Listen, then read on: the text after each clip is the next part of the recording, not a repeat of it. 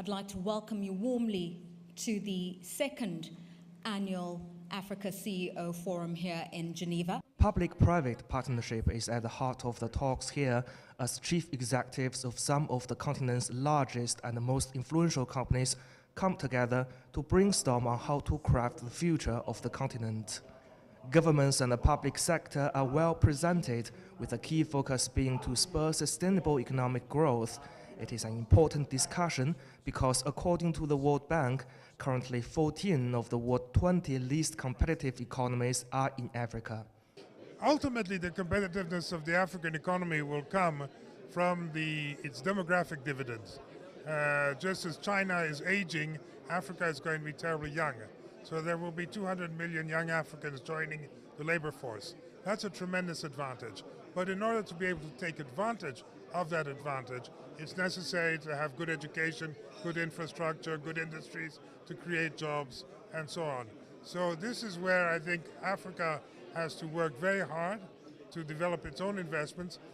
The future of a Pan-African integration has been repeatedly mentioned during the sessions as business leaders lament the constraints caused by a market fragmented country by country, each with its own business regime, licensing and quality standards.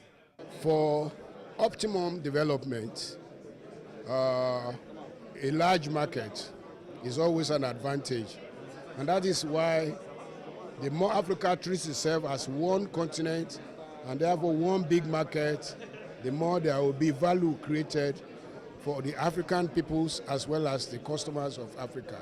To boost growth, they hope African economies lower barriers and create great amount of exchanges in trade, investments, and people.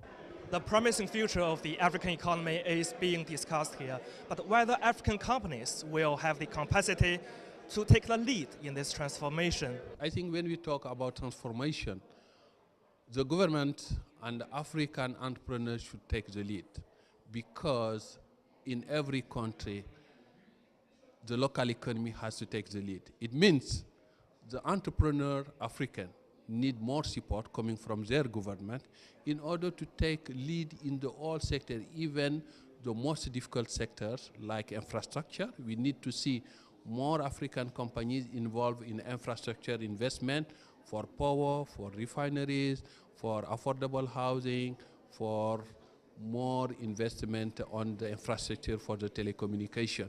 Entrepreneurs are also calling for good balance between foreign and local investment to achieve sustained development in Africa.